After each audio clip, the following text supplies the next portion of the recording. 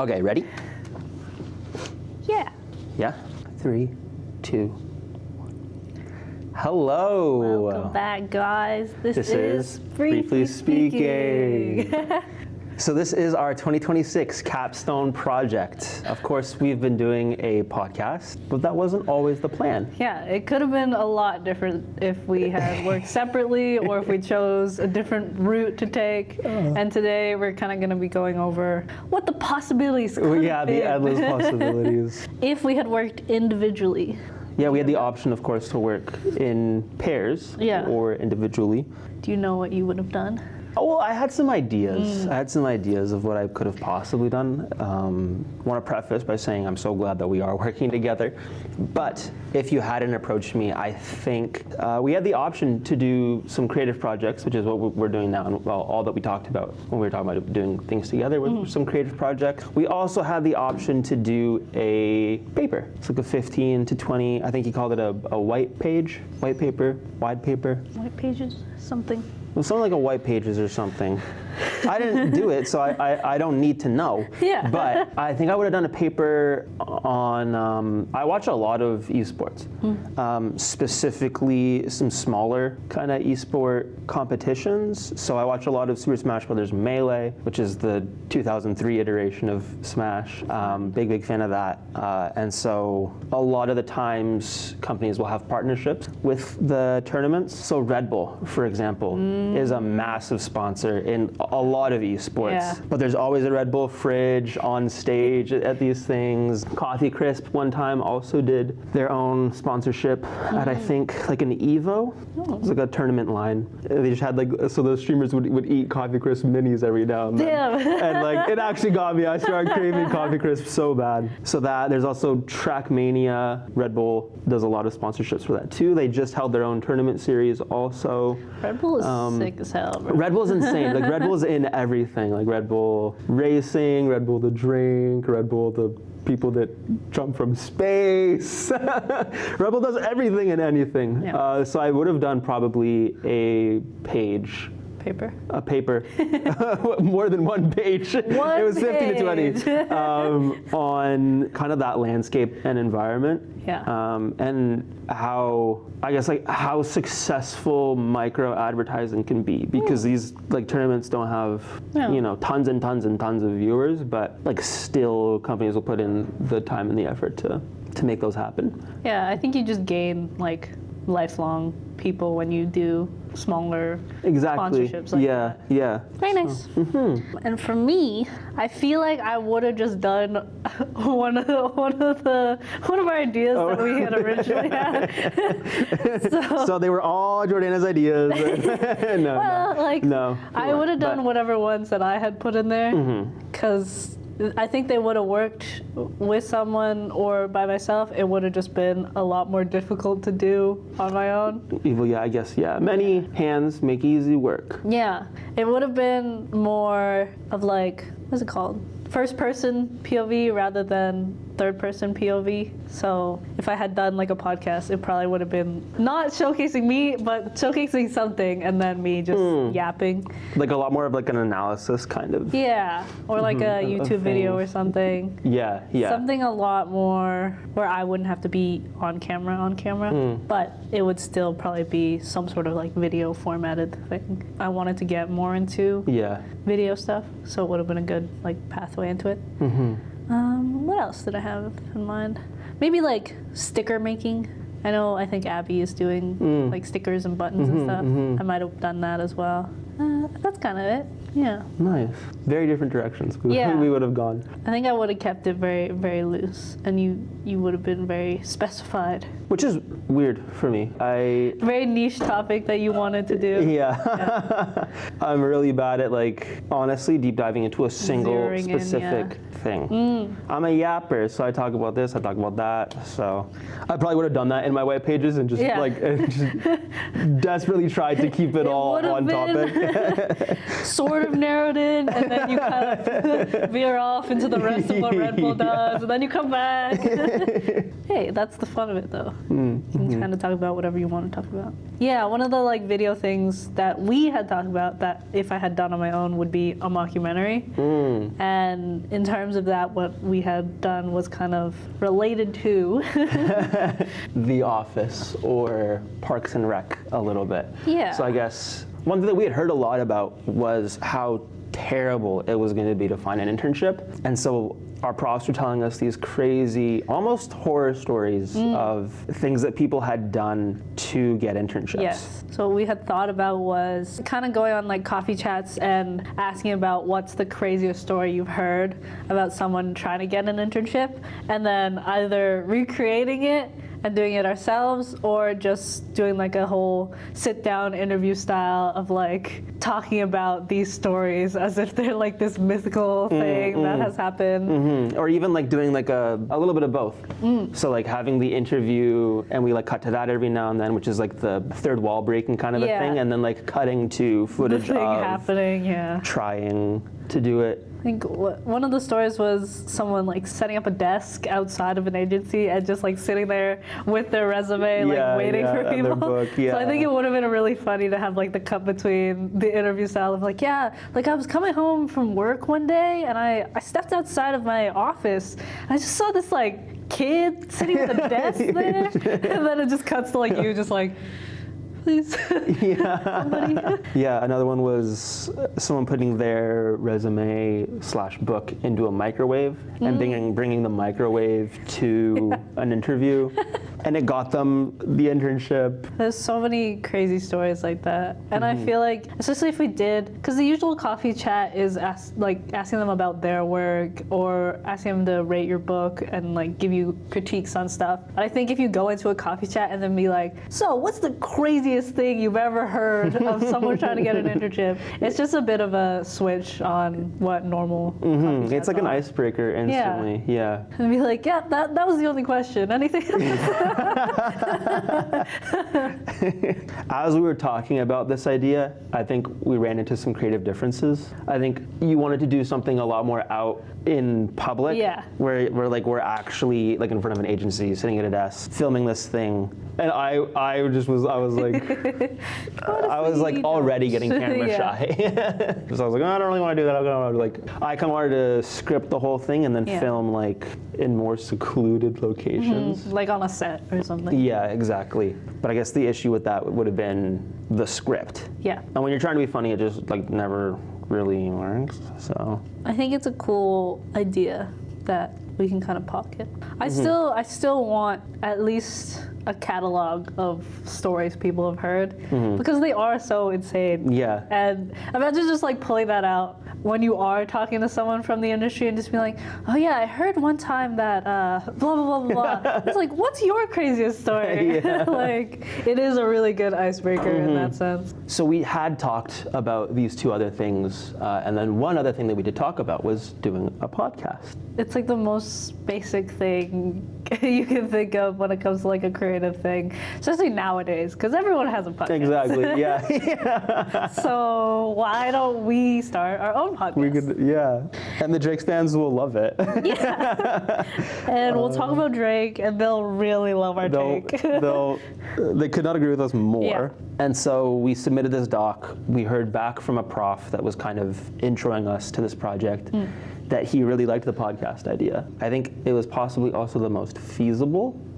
Like the amount of work that we've put in to just doing a 10 to 20 minute podcast versus like the amount of work that we would have had to do for like a 30-minute fully directed documentary/mockumentary thing. I would have been cooked. You would have handled it so gracefully.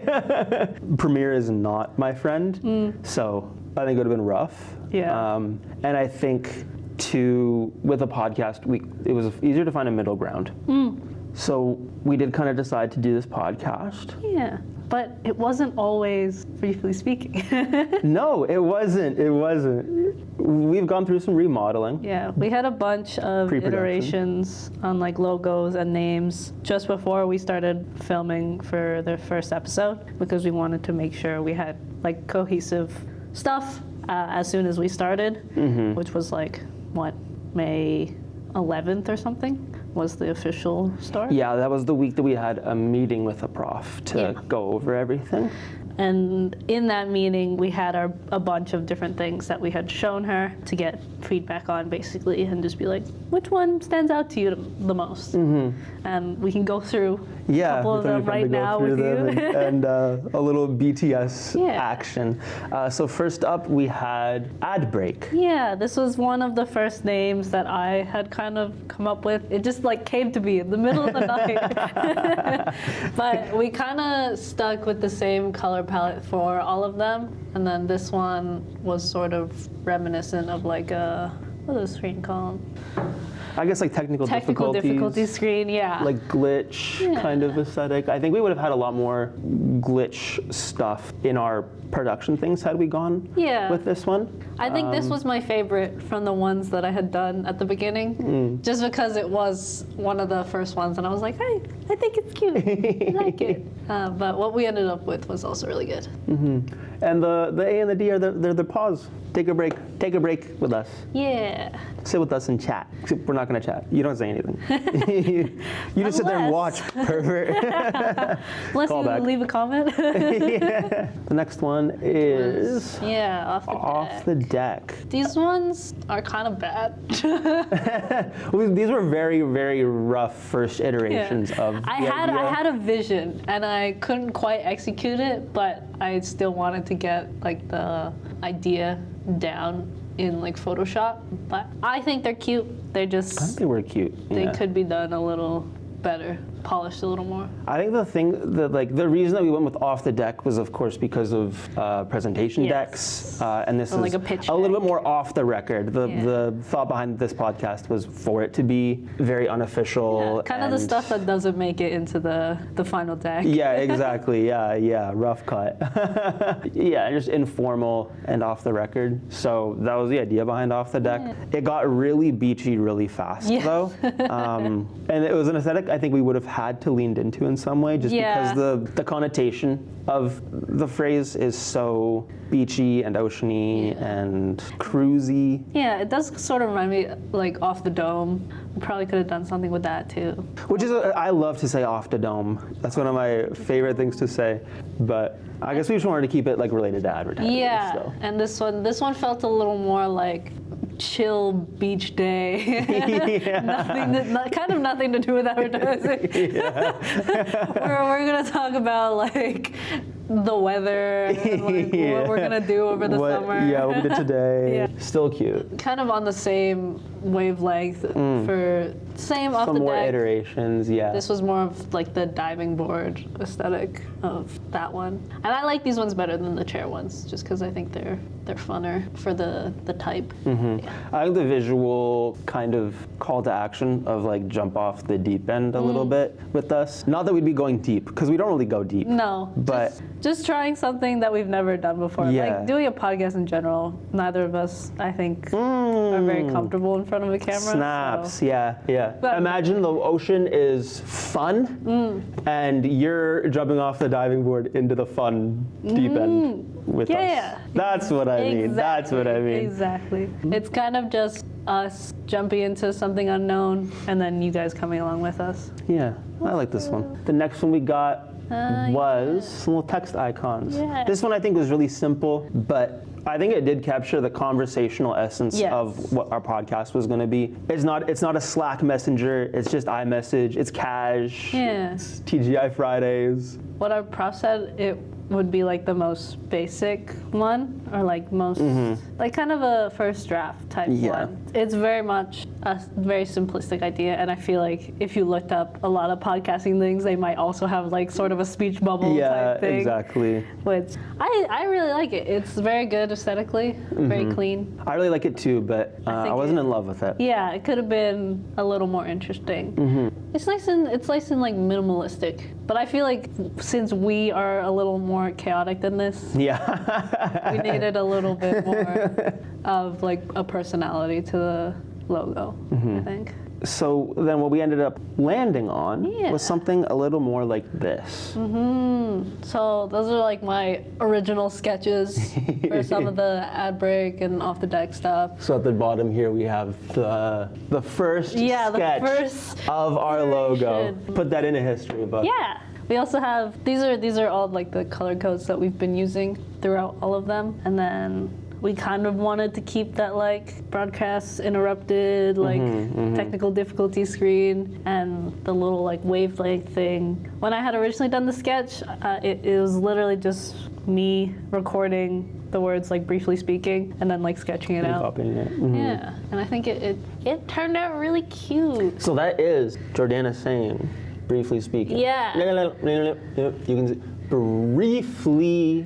I think I literally just went briefly speaking. and then I was like, perfect. That's it. Got it. Done. And the first renditions were just a lot of us trying to figure out placements for the words, because it was just sort of difficult to find a good place for them. It was. I think for the most part, I was putting these drafts together just because it was just bars and words, and that's something that I could deal with in Illustrator. And I remember being like, oh, I don't know what to do. I don't know what to do.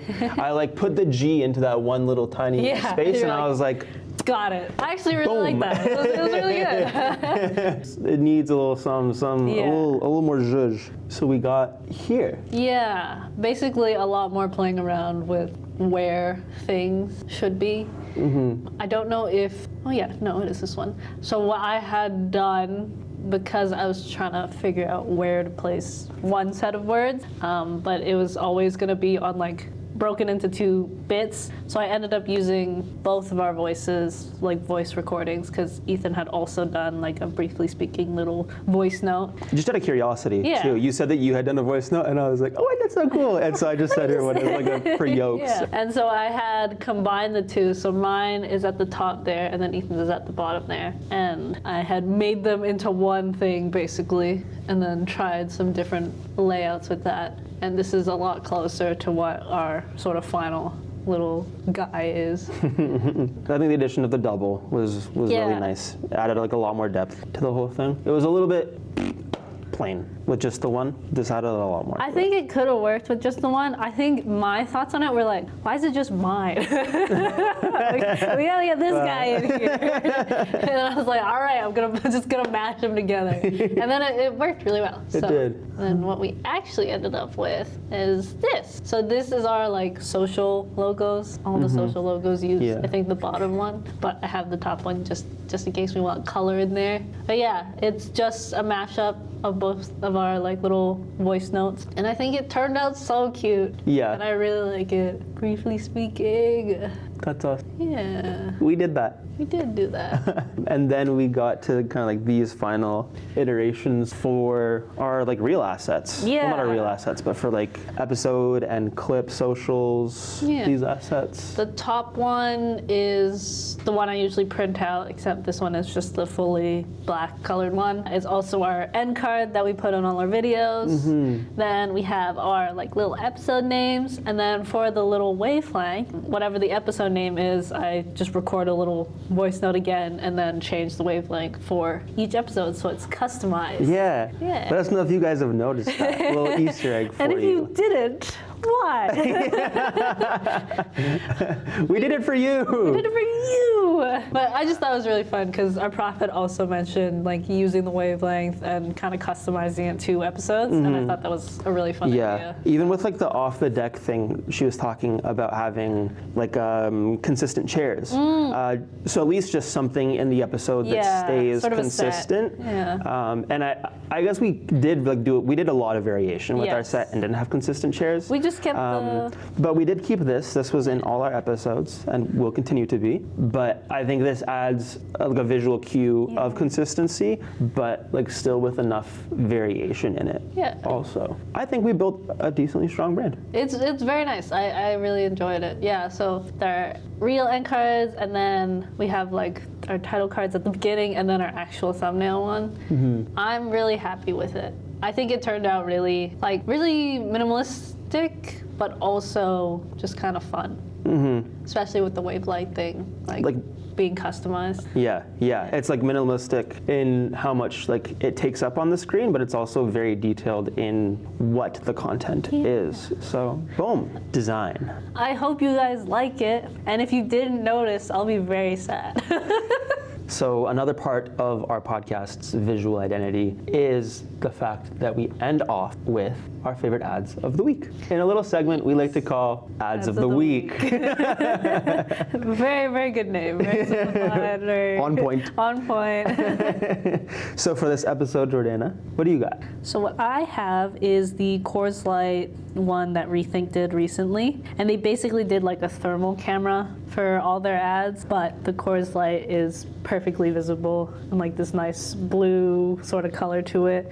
It's just telling you the summer days and how hot it's going to be, and then everyone kind of reaches for that nice cold drink. And I think it goes along with their little tagline, which is cold as the Rockies. So I think it's very cute, and I like it visually. It's very fun, and it works really well with how they did it, because I think it's just like a fun visual for it, and it's really centers on the Coors Light that they're holding. And is like so on brand for them, because their big identity is being the cold beer, and how like the mountains will change color on like the can also. So this is such beautiful product placement, because placing the product is part of the story, and such fun summer colors. Yes. Oh, very, very cool summer aesthetic. And for yours? Yeah, I wanted to talk about a partnership that I saw recently. Absolute Vodka ran a campaign in 1981 by TBWA called Absolute Perfection. It featured work by Andy Warhol, Zooey Deschanel, Ryan Reynolds, and the new addition is Madonna. I think Absolute's brand is really about like pushing forward culture, and I think Madonna is that also. So she has a new album coming out on the 3rd of July. And so her and Absolute teamed up to advertise for the album drop. So comes with out-of-home executions that say Absolute Icon. Cute. So cute, right? That is cute. And she's in this like iconic pink corset. And it also comes with some experiential aspects as well. So in like New York, LA, and some other cities, Absolute is pairing up with some nightlife venues and putting together like a Madonna menu also. Madonna's also shown her support for LGBT communities for a long time. And so I think it's really cute they're doing this in June also.